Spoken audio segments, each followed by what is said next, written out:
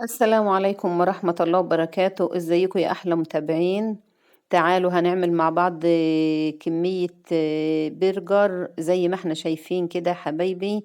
البرجر ده هوت احنا عاملينه من ربع كيلو لحمة. ايوه، هو ربع كيلو لحمة معانا اهوت. هنضيف عليه بعض المكونات، والطريقة هتبقى سهلة وبسيطة خالص، مفيش فيها أي مشاكل. وهتعملي البرجر في البيت لأولادك بطريقة سهلة وبسيطة زي ما احنا قلنا. معانا 3 حبايات فلفل رومي أو حار زي ما تحبي. ومعانا ب5 جنيه بروتين، هنبله زي ما احنا شايفينه كده وننقعه في المية. ومعانا رغيفين فينو كانوا في الفريزر برضه هنستخدمهم في الوصفة بتاعتنا. ومعانا ربع كيلو لحمة مفروم. ومعانا معلقتين نشا، وبصلتين كبار، و3 4 فصوص توم. طبعا لو انت عايزة تستبدلي الفلفل الرومي دوت زي ما احنا قلنا بفلفل حار، مفيش مشكلة.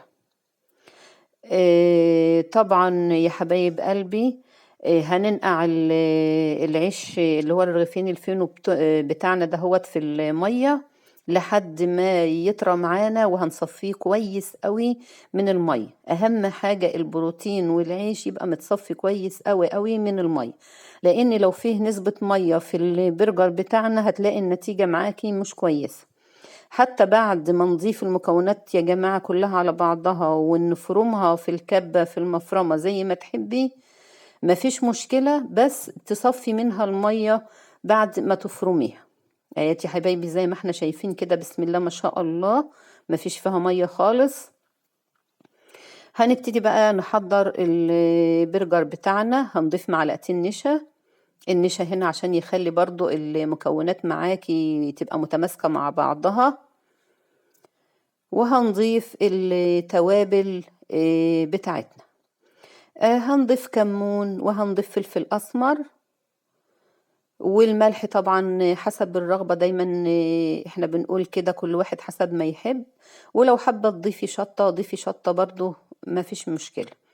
اهيتي حبايب اللحمة بتاعتنا بعد ما فكت، هنبتدي بقى ان احنا نخلط كل المكونات ديت مع بعضها.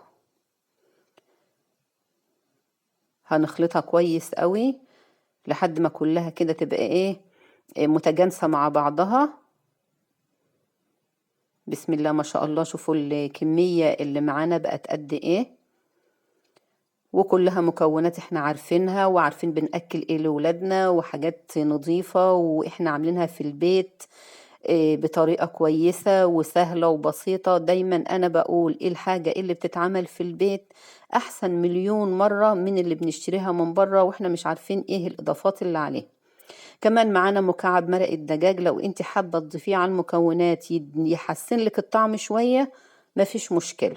حابة تستغني عنه خلاص عادي برضو، مفيش اي مشكلة.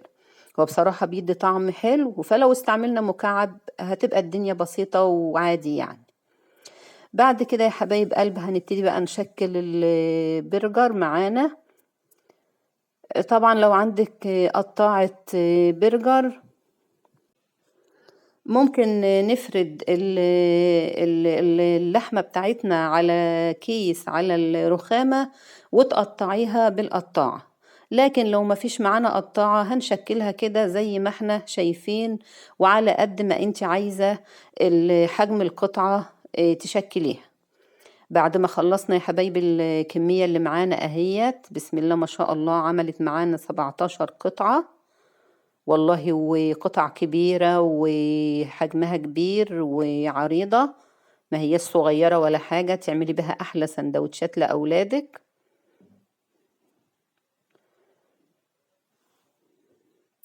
اهيت يا حبايبي بسم الله ما شاء الله، وكلها مكونات جميلة زي ما احنا قلنا، والقطعة متماسكة وحلوة. تعالوا بقى هنحمر من البرجر ده على قد ما احنا عاوزين. ولو حابة تعيني منه جزء في الفريزر، حابة تعمليه كله للغدا وتقضي به اليوم، مفيش مشكلة.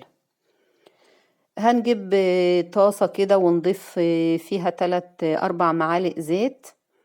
وعلى نار متوسطة برضو علشان البرجر بتاعنا ياخد راحته في التسوية ويبقى مستوي من جوه ومن بره.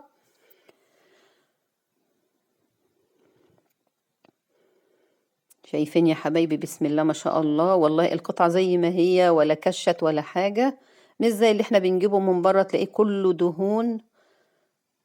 والقطعة بعد ما تبقى قد كده نيجي نبص نلاقيها صغرت تيجي للنص كمان. هاتي يا حبايبي، والله ريحة والطعم ما شاء الله.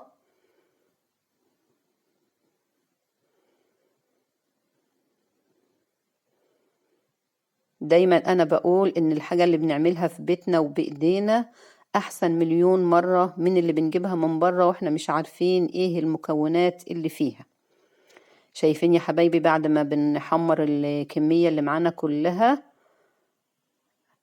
واحنا كمان واحنا بنرص البرجر في الطاسة، ما شاء الله القطع متماسكة. لما خلصنا يا حبايبي قلي البرجر، حمرنا كمان شوية بطاطس جنبهم كده لزوم السندوتشات. طبعا عندك طحينة بقى تحضريها جنب الأكل. في عندك كاتشب، طبق سلطة خضراء، واعملي أحلى أكل وقضي بيه اليوم وأحلى سندوتشات لأولادك. وربنا يهدي الحال للجميع لما الظروف اللي الناس فيها تعدي على خير. وبربع كيلو لحمة قضينا اليوم وعملنا أحلى غدا. أتمنى أن الوصفة تكون عجبتكم وأن الطريقة تنال إعجابكم يا حبايبي، وأحب أعرف تعليقاتكم على القناة، ويسعدني وجودكم معانا. وأحلى برجر تعمليه لولادك بإيديكي في بيتك، وبألف صحة وعافية يا رب.